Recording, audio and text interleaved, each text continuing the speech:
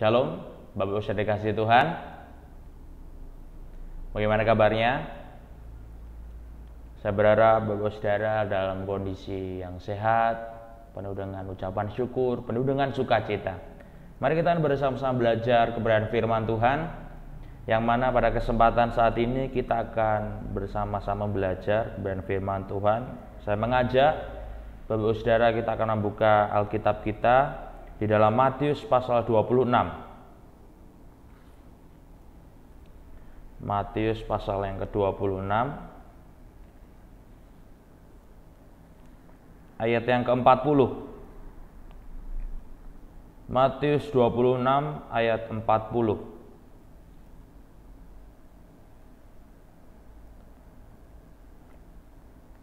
Saya akan bacakan dan Bapak saudara bisa menyimak di Alkitab masing-masing. Sekali lagi Matius 26 ayat 40 saya akan bacakan. Demikian bunyi firman Tuhan. Setelah itu ia kembali kepada murid-muridnya itu dan mendapati mereka sedang tidur. Dan ia berkata kepada Petrus, "Tidakkah kamu sanggup berjaga-jaga 1 jam dengan aku?" Amin. Untuk memulai firman Tuhan, mari kita berdoa terlebih dahulu Bapak saudara. Kami mengucap syukur untuk kesempatan saat ini. Engkau Allah yang baik, Allah yang mengasihi kami. Kami mengucap syukur juga Engkau sudah memberikan kami kesempatan untuk kami tetap beribadah bersama-sama dengan anggota keluarga kami. Biarlah di dalam ibadah ini Engkau tetap hadir bersama-sama di tengah kami. Dan apa yang kami lakukan ini biarlah menyenangkan hati Tuhan. Kami mau mendengarkan firman-Mu, Roh Kudus biarlah menolong setiap kami, mengurapi kami, baik yang mendengar maupun yang menyampaikan. Engkau mengurapi semua. Hamba-Mu yang menyampaikan juga Engkau berikan urapan yang khusus, sehingga apa yang disampaikan oleh hamba-Mu semua berasal dari Tuhan saja. Terima kasih Bapa, kami rindu diberkati oleh kebenaran firman Tuhan. Di dalam nama Yesus kami sudah berdoa. Haleluya. Amin.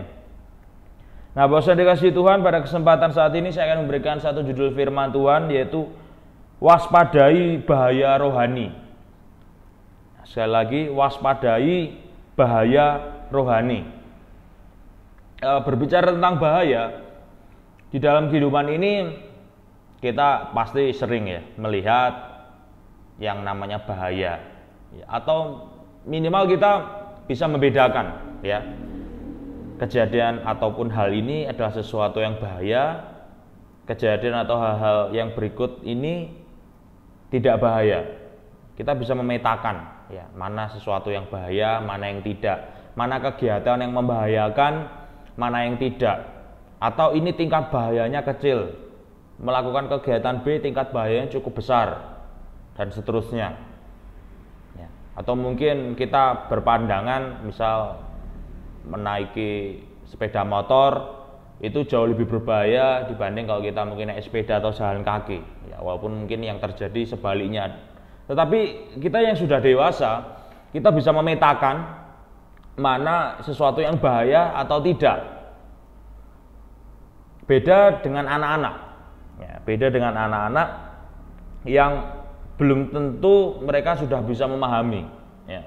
Bagi mereka mungkin sesuatu yang bahaya itu tidak bahaya, tapi bisa jadi sebaliknya, sesuatu yang bagi kita itu bahaya, bagi anak-anak itu ternyata tidak bahaya sama sekali ya. Contoh, anak-anak kecil kalau tidak dikasih tahu tentang, kalau mereka nonton film atau acara-acara di televisi yang ada adegan-adegan berbahaya, kemudian mereka berusaha mempraktekkan begitu. Orang tua yang melihat, tuh jangan seperti itu, nanti jatuh, terbentur dan seterusnya, itu malah sesuatu yang bahaya. Tapi bagi mereka, itu tidak membahayakan sama sekali, justru sesuatu yang menyenangkan. Sebaliknya juga terjadi ya, bagi kita suara-suara yang aneh atau mungkin bayangan hitam yang bagi kita itu bukan bahaya, tapi justru anak kecil beberapa di antara mereka malah kalau tiba-tiba ada suara yang asing atau mungkin tiba-tiba mereka melihat bayangan hitam, itu sudah sangat menakutkan ya. Jadi ada satu perbedaan dari memandang bahaya ya, baik orang dewasa ataupun maksud saya dibandingkan dengan anak-anak. Nah, ini yang saya mau bawa Bapak Saudara kita di ranah rohani ya. Kita sudah tahu yang namanya bahaya fisik begitu ya. Bahaya fisik di sini kalau misal naik motor nggak pakai helm, ya, di situ ada satu bahaya. Ya. Cara untuk menghindari kecelakaan atau mungkin supaya andai kata atau izinkan kecelakaan, dengan kita memakai helm bisa meminimalisir ya luka dan seterusnya. Ya. Kita bisa melihat atau peka terhadap hal itu.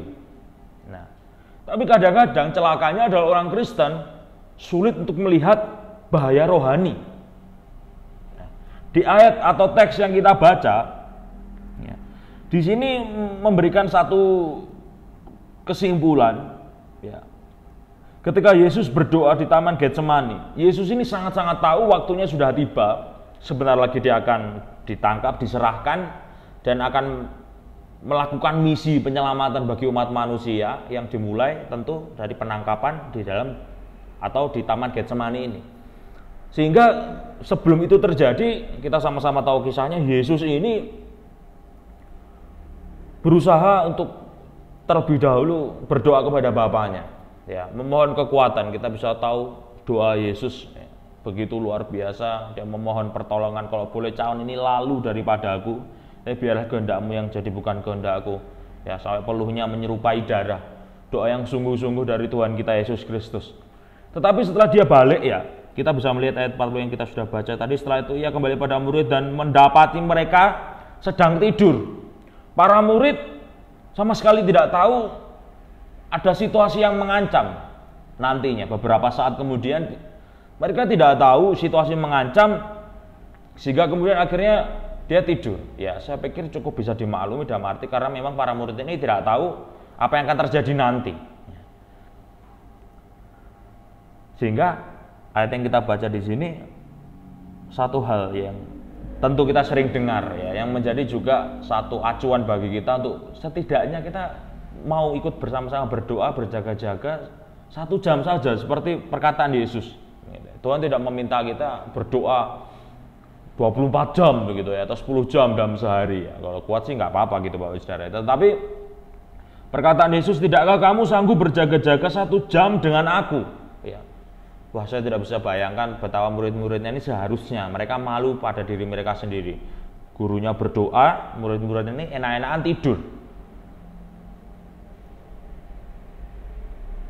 Saya akan membuat atau membawa, maksud saya membawa Bapak Saudara kita melihat situasi yang lain. Ya, situasi yang lain di dalam Matius 8 ayat 24. Ya, kita buka ayatnya. Di dalam Matius pasal yang ke-8 ayat yang 24. Ini menjadi satu perbandingan, Bapak Saudara ya. Matius 8 ayat 24.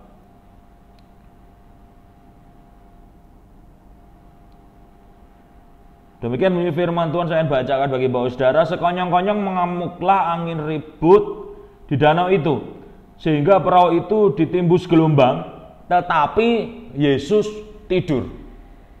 Ya. Saudara bisa bayangkan, Bapak Saudara bisa bandingkan juga kejadian penangkapan ya di Taman Getsemani dan juga ketika ada angin ribut, ketika Yesus dan para murid ini ada di tengah danau. Ya. Murid-murid ini begitu hiruk pikuk karena mereka begitu merasa, wah sebentar lagi tamatlah riwayat mereka dengan segala macam pengalaman mereka sebagai beberapa di antara mereka nelayan. Wah, ini sudah nggak bisa lagi ditanggulangi nih angin ributnya seperti ini. Tetapi Yesus tidur. Berbeda ketika di Taman Getsemani, Yesus menganggap ini adalah suatu bahaya yang besar, tapi murid-muridnya tidur. Ya, ada dua cara pandang yang berbeda. Dan saya bisa saja langsung menyampaikan itu adalah cara pandang yang dewasa iman, dewasa rohani, dan yang masih rohaninya seperti anak-anak. Ya. Jadi hal yang pertama saya rindu sampaikan bagi Bapak Saudara adalah memandang dengan kacamata iman kerohanian yang dewasa dalam menghadapi permasalahan. Kalau kita seperti anak kecil yang menganggap adegan-adegan mungkin berkelahi di layar kaca itu adalah hal yang tidak berbahaya, kemudian kita praktekkan gitu, ada anak-anak kecil praktekkan. Pada orang tua menganggap jangan, malah nanti melukai diri sendiri, berbahaya. Tapi anak kecil tersebut justru takut terhadap bayangan atau suara-suara kecil yang bagi orang dewasa itu sama sekali tidak menakutkan atau tidak membahayakan. Nah demikian juga terjadi. Yesus sama sekali tahu ya. Dan itu karena Yesus adalah Tuhan yang Maha tahu bahwa angin ribut itu adalah bukan hal yang membahayakan. Tapi para murid menganggap itu sebagai sesuatu yang sangat membahayakan. Tapi di lain kisah, sesuatu yang membahayakan bagi Yesus justru dianggap tidak bahaya bagi para murid. Nah, ini celakanya di sini, Bapak Saudara. Kejadian-kejadian dalam kehidupan kita, ada sesuatu yang seharusnya kita anggap ini satu bahaya rohani, tapi malah kita pandang itu bukan bahaya. Tetapi sesuatu yang sebenarnya itu kita sudah tahu jawabannya bahwa itu bukan sesuatu yang membahayakan karena Tuhan menolong, Tuhan menjaga. Kita justru takut dan khawatir di situ. Nah, makanya kehidupan kita akhirnya limbung atau lumpuh karena kita belum mengerti mana yang bahaya, mana yang tidak. Atau mungkin secara spesifik lebih mengerucut saya katakan ini yang seharusnya lebih kita khawatirkan, bahaya-bahaya rohani yang seharusnya kita lebih khawatirkan justru malah kita abaikan. Sedangkan bahaya-bahaya yang seharusnya kita tidak perlu khawatirkan justru kita takutkan sepanjang hari. Nah, Bapak dikasih Tuhan, firman Tuhan katakan mengucap syukurlah senantiasa ya. Dan nyatakan segala kekhawatiranmu di dalam doa dan ucapan syukur. Maksudnya apa, Bapak Saudara? Ketika kita tahu kita hidup di dunia ini adalah karena Tuhan, semua adalah anugerah Tuhan. Kita hidup karena Tuhan dan kita nggak bisa hidup tanpa Tuhan. Tuhan akan selalu menjaga kita, memelihara. Ya. Jangan sampai waktu kita habis untuk mengkhawatirkan hidup ini. Besok aku makan apa? Besok anak-anakku bagaimana?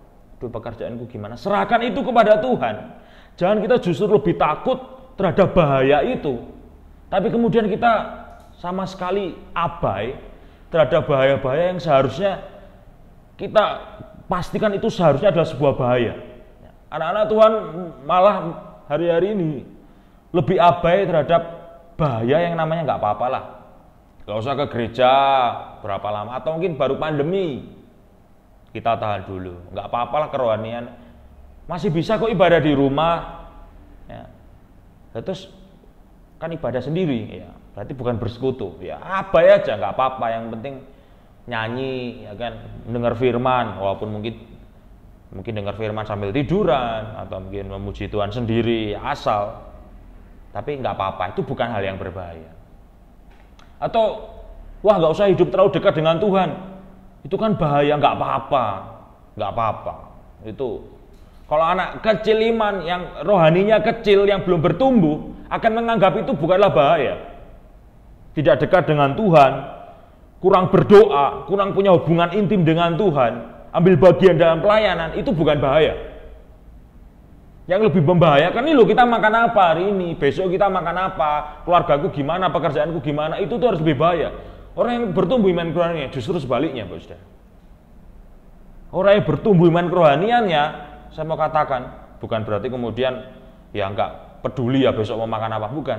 Tapi menyerahkan kehidupan jasmani itu kepada Tuhan. Tapi mulai melihat, jangan sampai aku kurang berdoa, jangan sampai aku kurang melayani Tuhan, atau ketika melayani Tuhan gak sungguh-sungguh, itu jauh lebih membahayakan.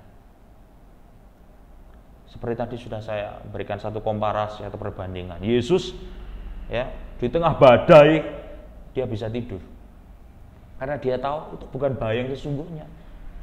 Ya bahaya sesungguhnya ini ketika di Taman Getsemani, ya kan, ada satu gejolak di situ, para murid tidak tahu, abai dan tidur. Ini sebagai satu gambaran bagi anak-anak Tuhan. Mari kita cek mana yang lebih membuat kita khawatir. Ya, ini menjadi satu pertanyaan bagi Bapak Saudara dan saya. Mana yang membuat kita lebih merasa ada di dalam bahaya? Kita kurang dapat uang, pekerjaan kita mungkin kurang oke, atau sedang surut gitu mungkin. Atau wah baru makanannya nggak seenak bulan lalu nih, harus makan tahu tempe. Atau ketika kita mulai merasa kering, merasa jauh dari Tuhan, merasa kurang punya hubungan intim dengan Tuhan, mana yang lebih bahaya? Di situ kita bisa dapat jawaban. kita ini sudah Kristen yang dewasa, memiliki iman kerohanian yang sudah dewasa, atau masih anak-anak?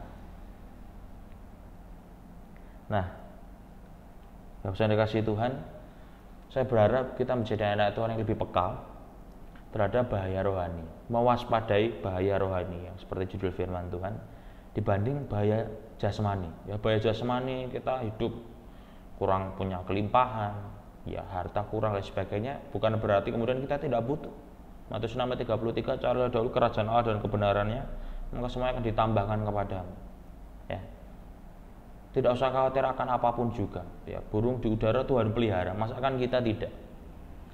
Ya, saya sampaikan bukan berarti Bapak Saudara tidak perlu kerja dan bekerja keras, tidak. Tapi jangan sampai kekhawatiran kita, ketakutan kita akan dunia itu melampaui, kemudian akhirnya kita sama sekali abai terhadap bahaya-bahaya kerohanian yang seharusnya kita tanggulangi ini, Bapak Saudara.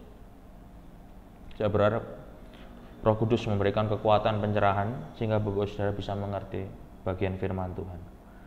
Kemudian bagian yang kedua yang saya rindu sampaikan adalah kita harus peka. Ya. Orang yang dewasa salah satu cirinya adalah peka terhadap datangnya sebuah bahaya. Ya. Kalau BMKG, ya, Badan Meteorologi, Klimatologi dan Geofisika, itu bisa memprediksi, sudah ada bencana alam yang nanti sebentar lagi akan terjadi, tsunami dan lain sebagainya. Itu keren. Nah, kita sebagai orang Kristen, kita juga harus punya kepekaan itu, saudara. Kepekaan yang kita memahami bahwa, aduh, aku ini kok nampaknya pelayananku ini sudah mulai kurang maksimal. Aduh, ini kok nampaknya keimananku ini sudah mulai kering. Seharusnya ini aku mulai mendekat, lebih dekat lagi dengan Tuhan. Pokoknya hubungan intim dengan Tuhan, jam-jam doa di gereja diikuti. Kita harus punya itu. Ya. Karena kalau tidak, kita sama sekali tidak tahu bahwa keimanan kita sebenarnya sama-sama sudah layu dan bahkan mati. Ya. Bagian yang kedua ini saya sampaikan, kita harus punya kepekaan rohani. Tidak ada satupun, saya nggak usah basa-basi, saudara. Caranya peka terhadap kerohanian, ya, membuat kerohanian kita ini peka cuma satu, ya, baca firman, dekat dengan Tuhan. Saya tidak katakan, waduh, bagaimana, apakah harus melakukan hukum Taurat, ya, nomor 1 sampai 10, ya silakan Bapak Saudara mau lakukan itu, ya bagus, malah firman Tuhan katakan haruslah engkau sempurna. Tapi saya mengajak kita mulai dari hal yang sederhana. Yuk bangun hubungan intim dengan Tuhan. Kita mulai, ya, kita mulai supaya apa? Itu akan membawa kita semakin lama semakin peka. Ya, semakin lama semakin peka. Ya, firman Tuhan katakan iman timbul dari pendengaran, pendengaran akan firman Kristus. Ya, sama seperti saya dulu belajar, walaupun saya tidak sekolah musik, tapi di kampus ada mata kuliah, ya, musik gereja, yang ada pelajarannya waktu itu dosennya menyampaikan, kalau kamu pengen lebih tahu musik, ya harus dengerin musik. Ya, sehingga walaupun kamu belum belajar, tapi dengan kamu mendengar, itu kamu bisa peka. Musiknya ini jalan kemana, musiknya ini harus bagaimana. Lah bagaimana kita ini bisa peka, ya, terhadap situasi kehidupan ini, situasi keimanan kita lebih peka terhadap bahaya rohani dibanding bahaya jasmani ini kalau kita nggak pernah dengar firman Tuhan. Kita nggak bisa, supaya peka gimana kita kosei telinga kita mungkin koroi atau maaf. Ya itu mungkin buat telinga jasmani kita bisa dengar dengan baik, tapi tidak dengan telinga rohani kita. Kepekaan itu hanya bisa dilatih dengan kita mendengar, baca firman Tuhan. Sudahkah Bapak Saudara? Ini hal yang sederhana, simpel, kita sering dengar, tapi belum tentu kita sering lakukan. Karena itu Bapak Saudara dikasih Tuhan. Ya, saya tidak usah panjangkan firman Tuhan. Waspadai bahaya rohani. Banyak anak-anak Tuhan jatuh. Iblis mulai pakai strategi untuk menyibukkan anak-anak Tuhan. Lebih mewaspadai bahaya-bahaya dunia. Dunia lebih sedang ada banyak bencana. Ekonomi sedang krisis. Bagaimana kita bertahan hidup, ya. Untuk mempersiapkan bekal kekekalan. Iblis sudah tahu. Ya. Bagaimana merusak, ya, strategi kita dengan cara menyibukkan kita lebih khawatir terhadap dunia ini hari-hari ini. Supaya besok tetap ada jaminan hidup, bagaimana ya anak cucuku supaya bisa makan pendidikannya, kita bekerja keras banting tulang sehingga kita benar-benar lupa rohani kita sedang kosong. Rohani kita sedang layu, rohani kita sedang kering kerontang, hampir mati. Kalau kita tidak peka terhadap hal itu, kalau kita tidak peka sekarang, kapan lagi? Kita tidak tahu kapan Tuhan manggil kita. Nah, oleh karena itu Bapak Saudara, pada kesempatan saat ini saya berbagi bagi Bapak Saudara, saya menyampaikan firman Tuhan. Ini juga saya sendiri belajar. Mari kita bersama-sama lebih peka, mewaspadai bahaya rohani dibanding bahaya jasmani. Itu bisa membedakan kita ini sudah punya iman atau kerohanian, kekristenan yang dewasa atau masih anak-anak.